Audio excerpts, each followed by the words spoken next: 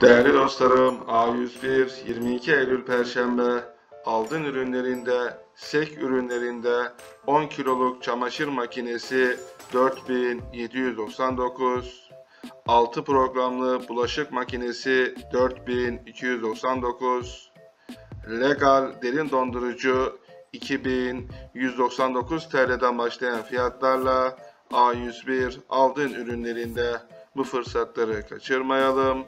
Hepinize hayırlı günler diliyorum.